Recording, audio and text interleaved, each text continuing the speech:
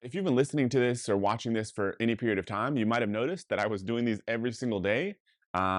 It didn't really happen on purpose like this, but there was a Saturday where I forgot to do one of these episodes, and it just kind of been so busy with the new project that I've kind of been talking about that haven't been doing any of these for the past few days. So my plan going forward, because a lot is kind of taking over this, my schedule is to release one of these every Tuesday and every Friday. So that's the game plan going forward.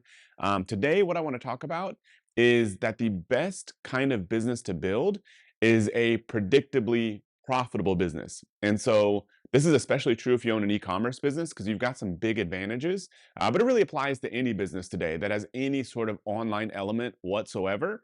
Now, you can do the same thing doing sort of offline related sales stuff with sales teams and lead follow-up, but that's not really my expertise.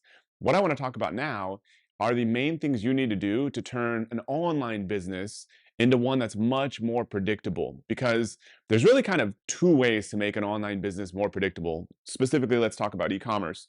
One is you get people on subscription, which is awesome because, in our e-commerce business, we do anywhere between, I think, 40 to 60 grand a day in subscription sales.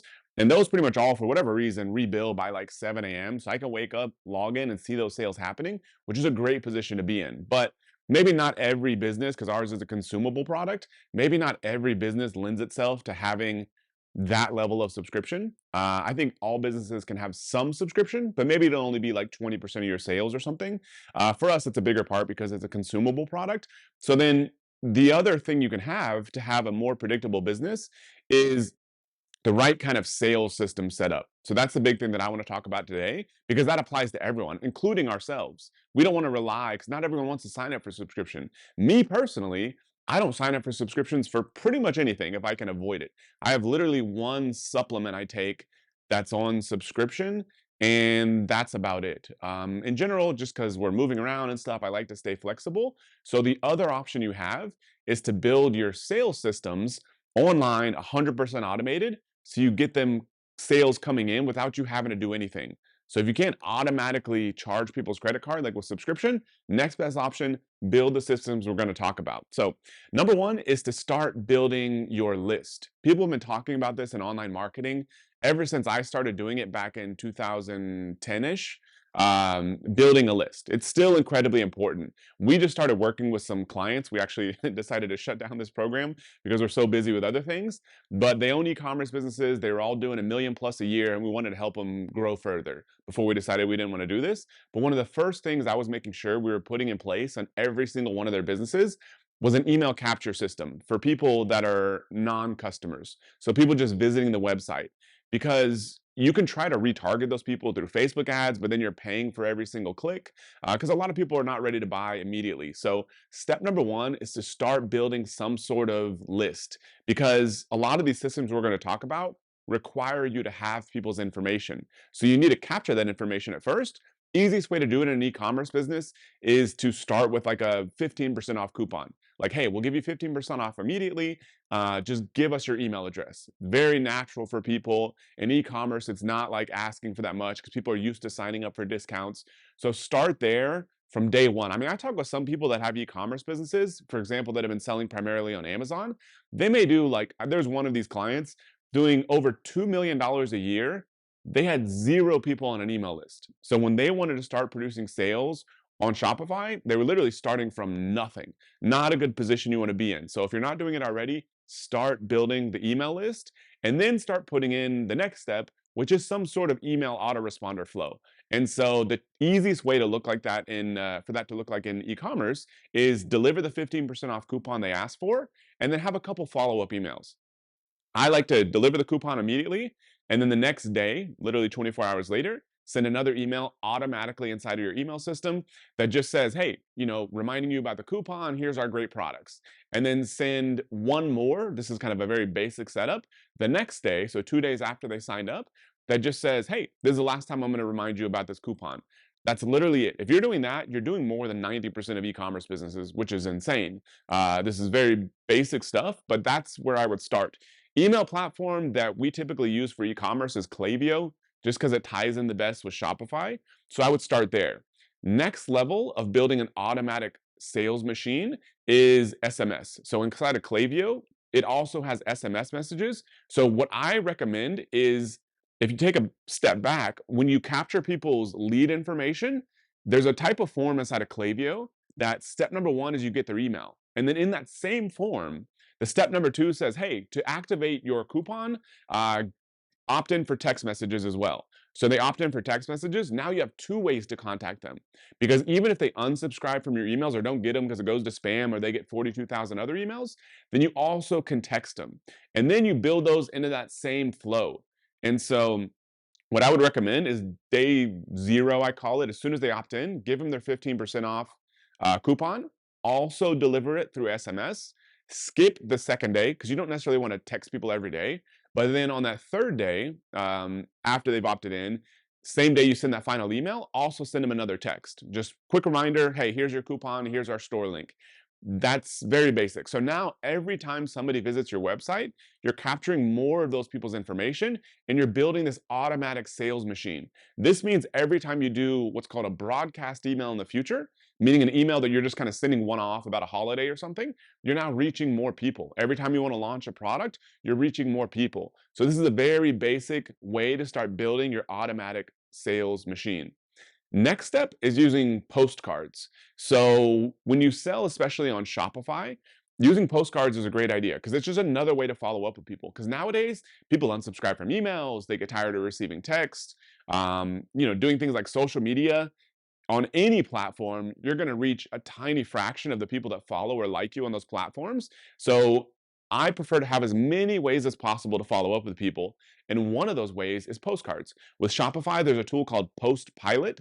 The guy spoke at our event and stuff, but I kind of know him. But they built a tool that is basically like an autoresponder tool using postcards specifically for Shopify. So you can literally send out autoresponder messages through physical mail through postcards that you can set up through Postpilot so that, say, like 30 days later after somebody buys from your store, you can send them a postcard that says, hey, come back and buy from us. Here's a 20% off coupon. Fantastic. Put that in place also. And then the next step related to the postcards is we talked about capturing people's lead information and then following up with those leads. These are basically people that haven't bought from you yet. You also want to do the same thing for people that have bought from you. So very simple sequence here is when somebody buys from you, really any platform, but if we're talking about Shopify, that's an easy option. Then I would send them a few emails as soon as they buy, makes them feel good, lets them know how good the product is, lets them know what's happening next. They'll get the shipping notifications and stuff either way, so that'll be good.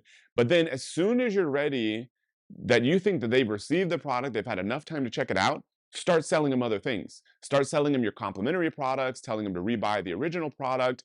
And then so I would typically start having those go out about 30 days after purchase. They've had enough time to get the product, use it, and that sort of thing.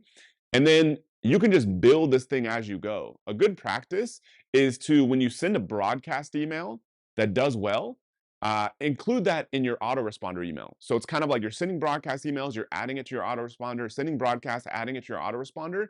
This is how you can literally build an autoresponder sequence that goes out a year. And so that anytime anybody ever buys from you, you'll have the experience, which is a good experience, that you'll just start getting sales that you don't really know how they're happening, even if you're not running any ads. It's because these emails are just naturally hitting people. These SMS messages, postcards are just getting these people on a daily basis as they sort of reach those milestones. So if you don't have this in place now, you 100% need to put it in place. Last kind of tip that I want to end with on building this sort of sales machine is there's something in email marketing that's like a little bit intense how it's worded, but some people will call it like buy or die. And what they mean is that you basically just start emailing people and keep emailing people until they either buy something or they die, meaning unsubscribe, or just stop opening your emails. I prefer like pay or go away, a little basically saying the same exact thing. But the idea is that there's no point in somebody being on your email list, especially in e-commerce, if they're not buying anything. Now, if you're selling some product that's like super expensive, say $5,000 plus, then maybe it'll take, a month, 2 months, 6 months to nurture that lead until they finally make a buying decision. So your process is maybe slightly different there. But for most of us in e-commerce, selling products, say between $10 and $100, that doesn't really take a long time, especially if you have a guarantee for people to make a decision. So the only reason they're probably not buying is either they're never going to buy or you're not following up enough. And so I would not be afraid, and most people's fear in email marketing is emailing too much. I think the usual problem people have is not emailing enough, because they're just costing you money on the email list if they're not buying anything. There's not like you're not just collecting emails for, sort of your ego over here. The people that I know that have built literally multiple $100 million businesses and did it a lot through email, were emailing more than you could possibly imagine. I mean, minimum every day, sometimes multiple times a day, to the same people. Because and what they would do is they would just email massive amounts until these people buy something, then really keep emailing them. Um, but then what they would do is they were very religious about not emailing people that were like inactive. So they would send people a million emails, but if somebody hadn't opened an email in the most strict case, like 30 days, but 90 days kind of maximum, then they would stop emailing them. They'd basically suppress them themselves because it messes up the email deliverability. So I would take that idea with you when you apply these systems. Don't be afraid to email people more. Now, you want to give people, if they've just bought from you, obviously you don't want to like annoy the crap out of them when they haven't even used your product yet. Those people protect for maybe 15 to 30 days. But otherwise, new leads, people that haven't bought from you in a while, don't be afraid to follow up extremely aggressively. I mean, think about like any company that does a lot of like phone sales and that sort of thing. It may be annoying, but their follow-up processes are usually pretty intense, because over hundreds of years of people doing that kind of sales, that's usually what's proven to be more effective. You got to follow up with people until they either tell you an absolute no or they buy something. Either way is totally fine. And so this is the kind of sales engine that you want to start building for your e-commerce business, or really any business. So hopefully you found this useful. If you want all of these episodes for free, please subscribe on your favorite podcasting platform or to my YouTube channel, and I'll see you next time.